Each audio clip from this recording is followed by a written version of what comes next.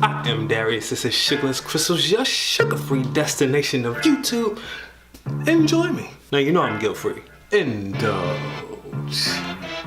So I am back with the recipes because based off my views, apparently y'all don't care about what I got going on. So, whatever. Almond flour, coconut flour, cocoa powder, sweetener, and I'm using monk fruit, of course, beef gelatin powder. This is gonna give us our chewiness, and salt. For our wet, we got eggs, butter, coconut oil, and stevia. Now we're gonna mix our dry and our wet up together. Now put that in a pan and spread it out. It's gonna be like a rather thick paste, or thick batter should I say. I noticed a recurring theme within my baked goods. The thicker the batter, the better the consistency. Now see, when you're dealing with regular flour or whatever, like thin batters are fine because like the flour and the gluten, like it just comes together very well. But see, when you're dealing with like almond flour and coconut flour, something I've noticed is the thicker the batter, the better the texture. Now with almond and coconut flour, if you like have it like extra thin, the consistency is like, it can be almost wet looking when it's done. That's nasty. And your typical cake recipes don't do that. They can be airy, they can be moist, and they can be dense. Or that's actually, moist isn't really a consistency. Well, I guess it is. It can be dry. Now, typically when it comes to brownies, you want them less cake-like. Fudgy, chewy. This is more typically what you think when you think brownie. Correct?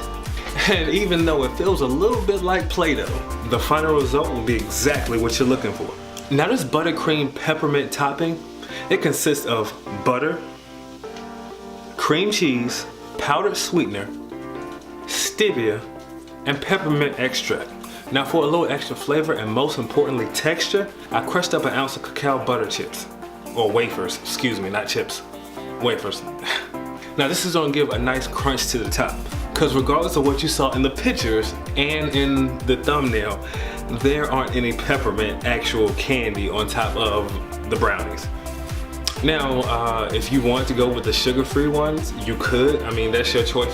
That's your choice, of course. But when it comes to like maltitol and things like that, those are typically in the sugar-free candies. I couldn't find any that were sugar-free with, you know, sucralose or something. So for the picture's sake, I just crushed some up and put them on top of the brownies. Like, I mean, it makes them look more festive. But don't get me wrong, you still have your peppermint flavor. Now, after spreading the buttercream on top of the cool brownies, I stuck them in the fridge for, I don't know. I stuck them in the fridge until the top hardened. If you want the top soft, I suggest that you leave it out for a little bit. Don't put it in the microwave. I did it, and okay, so the topping is butter. I don't know what I was thinking. I thought maybe I could heat the brownie up and beat the butter before it could melt. That wasn't very smart.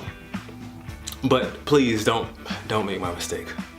Now I also ate them cold, and to be honest, when it's cold, you get more of the peppermint flavor than you do when it's hot. You can still get your peppermint flavor with it being warm, but you know, it just stands out more when it's cold. Now, this right here is your final product. Chewy brownie at the bottom, and you got a nice buttercream peppermint flavor at the top. The second I open my mouth to put over the brownie, the peppermint flavor, the mintiness of the peppermint, I could always taste it. It already had started to come in. Those been sitting out for a little while, so it was already soft. The brownie came through with the nice chewy texture. Well, you know, I'm not a peppermint fan, but for someone that likes mint, you're definitely gonna love these right here. So not only did you get the texture change with the brownie and the buttercream on top, then you had the nice little cacao butter wafers, or the crunched up ones, come through and provide a little crunch here and there throughout the entire brownie. I know, I outdo myself, I really do. Full recipe details can be found in the description box below.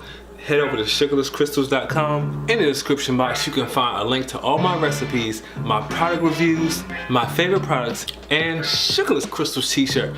Grab yourself one, head into the kitchen and get messy. I am Darius, this is Sugarless Crystals, your sugar-free destination. Your sugar-free destination of YouTube. I'm not a chef. Psh, I'm an entertainer. Bye.